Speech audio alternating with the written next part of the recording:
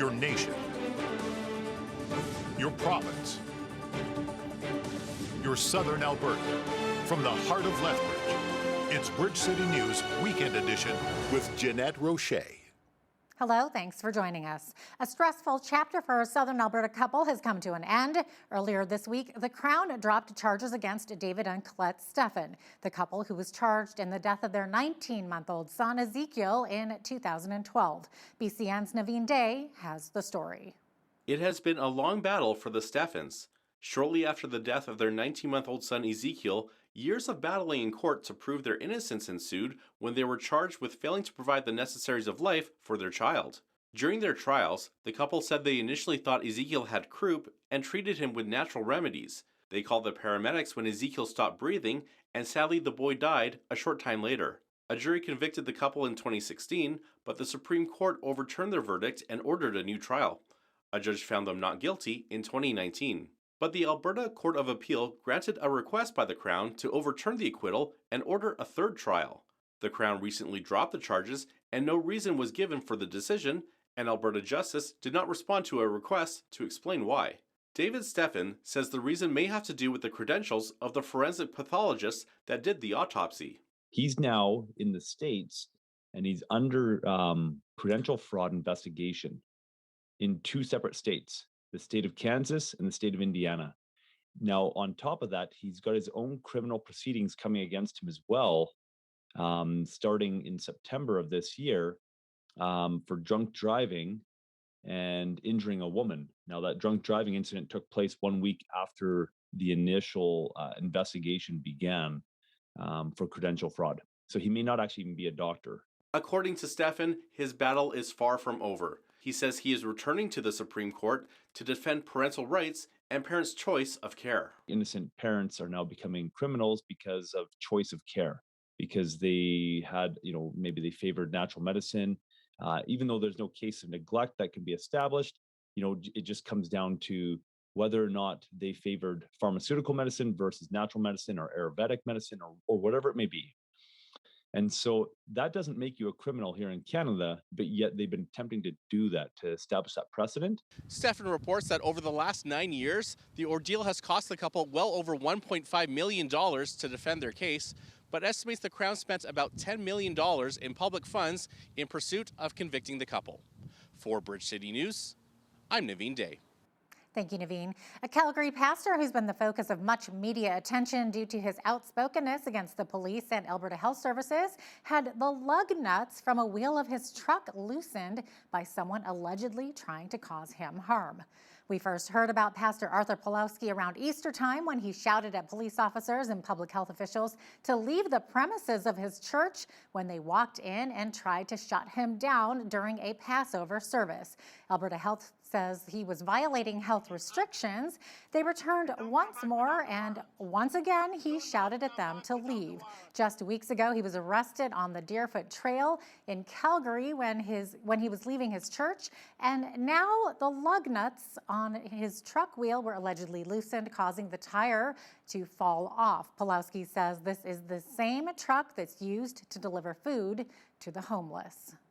They slashed a tire of the food delivery truck and they unscrewed the bolts of the tire. So what happened, before the March for Jesus, my wife asked a friend of ours to drive to the place to wash it. And thank God that she was driving very slow, because the wheel came out of the truck and the whole thing just went down. And the wheel took off.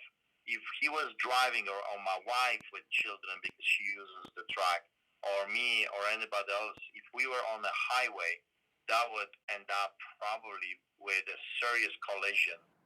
Pawlowski is one of 3 Alberta pastors who were arrested and spent time in jail for breaking public health orders during the pandemic, including Fairview Baptist Church pastor Tim Stevens. Close to 200 people lobbied for his release outside of the Calgary Remand Center last Sunday. Stevens was arrested after allegedly violating a court order and holding an outdoor service that defied pandemic-related public health orders.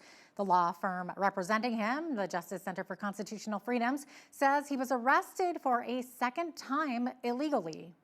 He remains in custody ahead of a June 28th court appearance.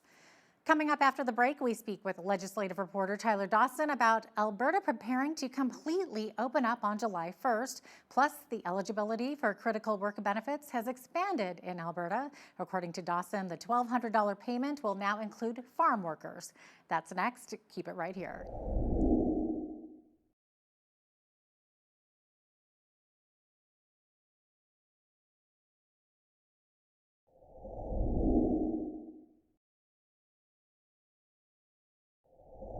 At this point, 71.1% of Albertans have been vaccinated with at least their first dose of the COVID vaccine, meaning they're eligible to enter the Open for Summer lottery, which includes 3 draws for $1 million each and travel prizes from both WestJet and Air Canada. The winners will be announced when Stage 3 of Alberta's Open for Summer plan begins on July 1st. Canada Day will be here before we know it, and with that, Alberta will be completely reopening as part of Stage 3 Open for Summer plan. To discuss this in more detail is our legislative reporter, Tyler Dawson, who spoke with our own Hal Roberts earlier this week. Tyler, the NDPs say we're opening a little too fast, but the UCPs say the opposition is ignoring the science. Either way, case counts are a lot lower. Vaccination rates are about, 70%? Yeah, that was the threshold we needed to hit in order to go into this next phase of reopening, and that'll start to see restrictions dropping off. You know, some things are going to remain in place. You'll still have to wear a mask in a taxi, for example, or on a bus, transit bus. But a lot of the other stuff is changing in terms of occupancy restrictions, gathering sizes. You can have your friends over without any concerns now. So it's so amazing to think that we're all so looking forward to going back to normal. It's like, ooh, normal. It feels like it ought to be hard to get excited about. We can have a barbecue again, is what you're saying, right? A nice barbecue. Well, yeah, Sure. yeah, you can do whatever you want, practically within the other laws that exist. And so Rachel Notley and the NDP are a little bit concerned, as sort of as opposition parties are everywhere about this, whether or not, because Alberta is sort of the first major jurisdiction to be going forward with this.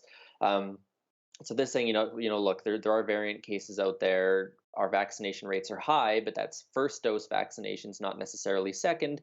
So there's a little bit of concern there. And then the UCP is sort of turning around and saying that, this is the party of doom and gloom, and, they're always seeing, bad weather on the horizon sort of thing.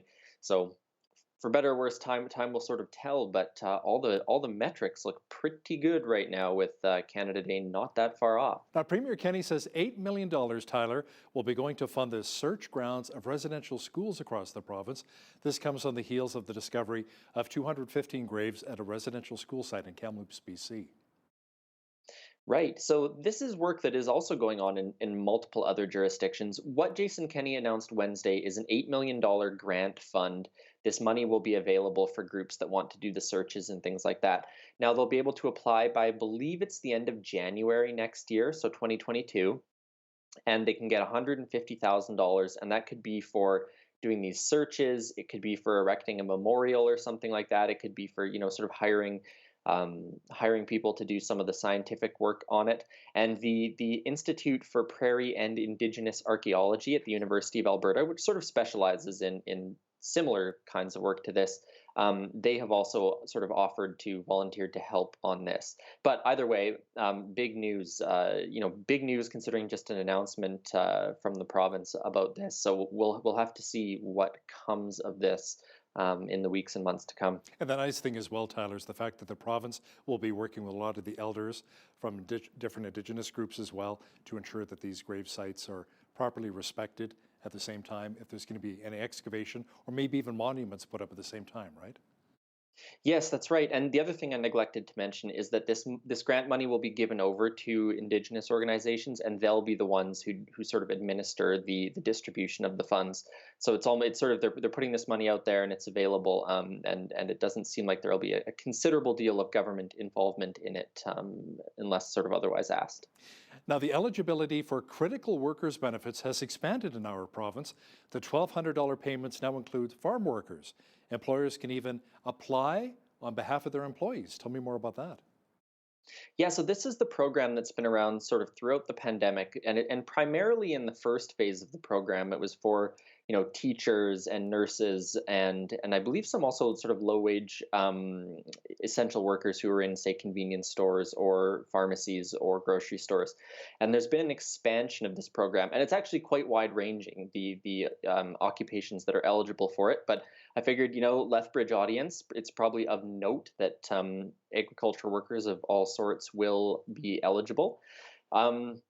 But it includes things like truck drivers, security guards, janitors, a whole pile of people who are, essential to the continuing function of the province. Now, the rules are sort of a little bit stringent, perhaps, depending on how people have worked in the past year. I believe you need to have reached 300 hours of work. And you also need to be making less, I believe, than $25 an hour. So some people will become ineligible based on some of the other requirements, but certainly a very large expansion of this program. Stay with us. We'll have more right after the break.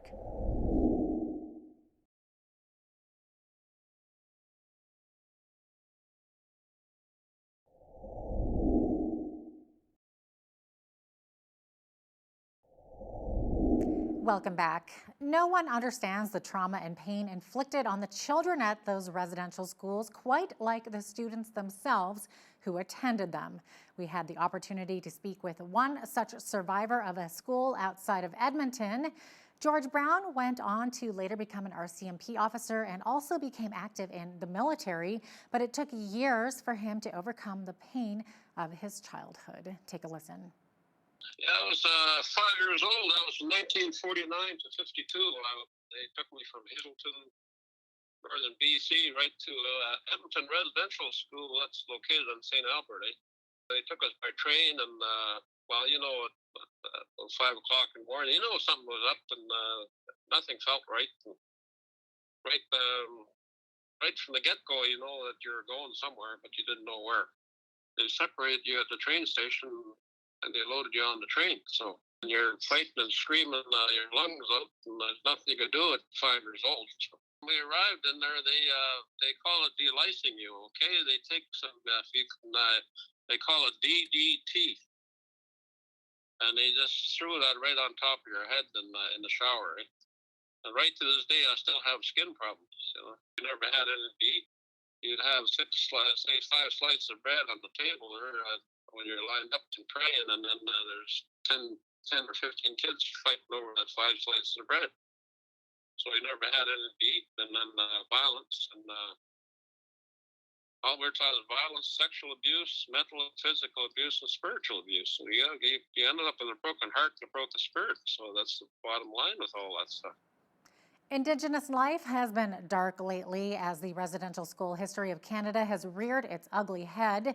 PCN's Naveen Day was in Cardston recently to cover the dedication of a monument. This was not only to honor the children who didn't make it home, but also to remember the victims of a brutal massacre. This will never be in a textbook. You will never read this in a textbook, and I thought how sad that was. Former Cardston High School teacher Kara Baldwin and some former and current Blackfoot students designed a monument and healing garden that was installed, then dedicated on June 19th. It is to honor those who survived and those who died in the Baker Massacre, as well as in residential schools. In her Master of Education thesis, PhD candidate Ramona Bighead tells the story about how over 200 innocent Indigenous people, mostly women, children, and elders, were senselessly killed. She says the event was first sparked by the murder of a prominent rancher and fur trader named Malcolm Clark. He was accused of allegations of raping a Blackfoot woman, and her husband came and got revenge on him. In retaliation, General Philip Sheridan sent a squadron of cavalry led by Major Eugene Baker to look for Mountain Chief's camp where Clark's killer was residing. Mountain Chief's band fled after hearing of the raid, and another band had settled there before Baker's squad had arrived. Despite knowing this was a friendly band, Baker decided to attack anyways. Baker said, doesn't matter. One pagan or another, it doesn't matter. Just kill them all. Heavy Runner was the chief of that camp. Isukuyo Mahka, that's Heavy Runner. He came out and he had this paper signed by the superintendent of Indian Affairs in the state of Montana at the time, saying he's a peaceful chief. He was the first one to be shot.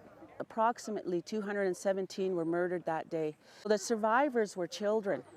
And these children were running to just along the cliffs of the river, digging in the frozen dirt with their fingernails, trying to find shelter from the bullets that were going everywhere. One of the students who worked on the project found out that he has an ancestor that played an important role in the Baker Massacre. I just found out today that I was a descendant from Chief Heavy Runner from the Massacre massacre that kind of led them away, trying to let the survivors come out.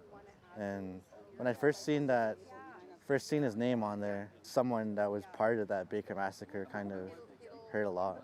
Cardston Mayor Maggie Cronin says the monument is going to leave a legacy in her town.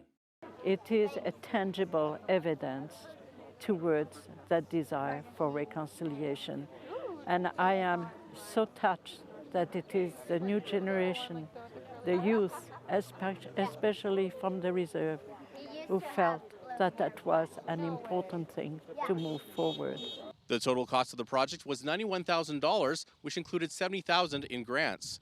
$5,000 was contributed by the West Wind School Division, and $2,000 was raised by personal donations. You can contribute to the project by contacting the town of Cardston.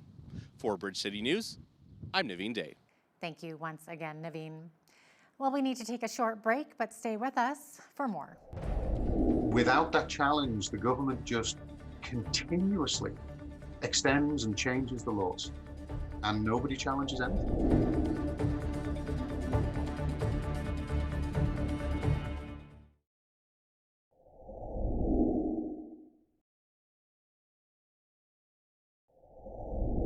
Welcome back. Last week, we introduced you to a former UK police officer who is a legal consultant that advises many of the police forces in Alberta, including the RCMP.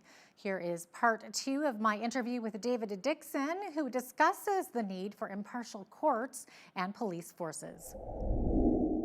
One of the things that we've been hearing about is the Crown dropping tickets issued during the pandemic. Can you tell us why this is not in the best interest of Albertans?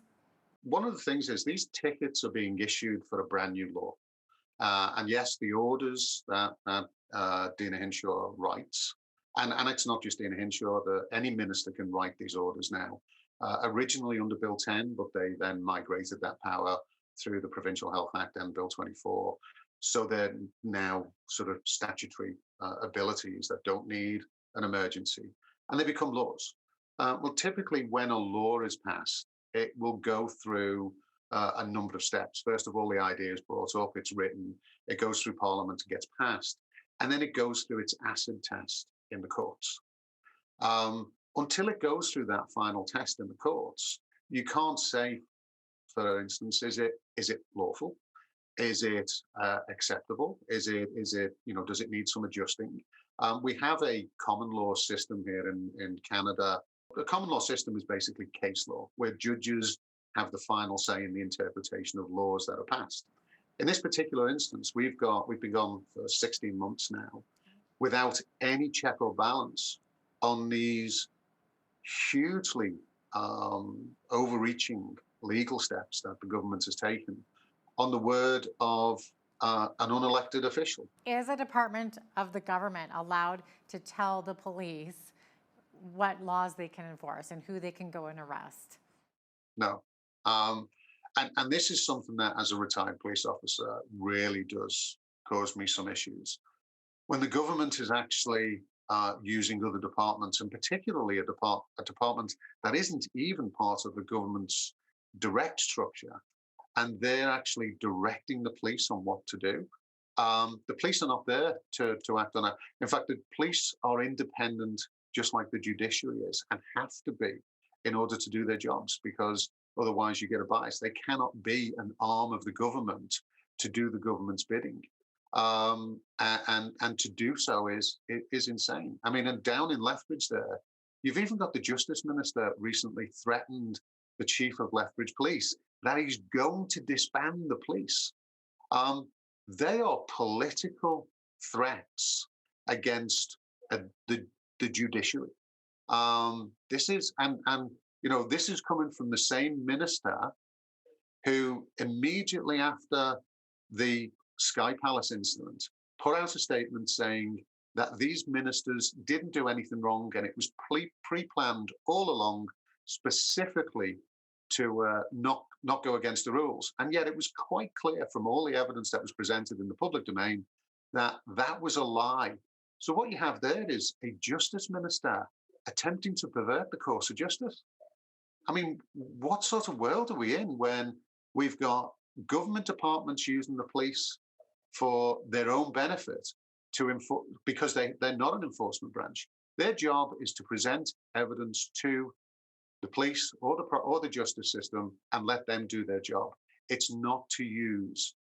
And once they start using the police, as they have done, that then falls back again, coming back to our realm of the criminal code. When it's done for political purposes, it's terrorism. When it's done for, if you can exclude that it's a political decision and it's just done to intimidate somebody to follow the rules, then it's criminal intimidation under 423. And the police could be prosecuted for that, because you don't have to do these things willfully. You only have to, gross negligence is good enough. Yeah, and nobody's bringing this up either. Interesting. David. No, I mean, we've got so many lawyers that have the ability to actually put an end to all of this, or at least shine some light on all of this, so that, you know what, if everything they've done is justified, then let's see it out in the open. And then people can make informed decisions. But as it is right now, we have a government that has basically stopped at the door of the third stage to check and balance. And without that check and balance, we may as well be living in China. David, thank you so much for sharing your insights today. You're welcome. David Dixon is a legal consultant and former police officer. We appreciate having you on today. Coming up after the break, we'll take a look at some of our top local stories from around Southern Alberta. Stay with us.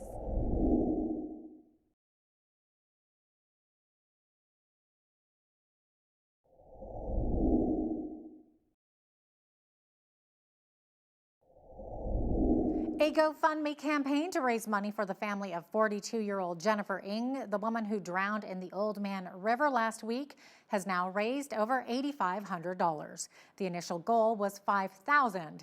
Ing's stepsister is Jennifer Robison. Jennifer says this has been a tough time for her family, and the funds raised are needed to help the 5 children her stepsister left behind. And help them with anything that they need, whether it's schooling or clothing or just everyday needs that they are going to need in the future, or even now in the present. It's going to help them immensely and just lift the burdens that they might have. Jennifer was a fantastic sister. She was a loving mother of 5. She was very hardworking. Jennifer owned her own business at one time and was very talented at the things that she ever put her mind to. All she needed to do was set her mind to do something, and she was amazing at whatever she did. She could sing. Jennifer could dance. Jennifer was athletic. She was strong mentally. She was strong physically. And she always took the time to listen, even though her life wasn't what she probably wanted it to be. She was resilient. Her life wasn't secret to anybody. She may have had her struggles, like we all have our own struggles in our lives and stuff like that, but she never gave up. 5 paramedics recovered Jennifer Ing near the Paradise Canyon golf course, but were unable to resuscitate her. As we approach the last week of June, children are finishing up the school year and will begin their summer vacation soon.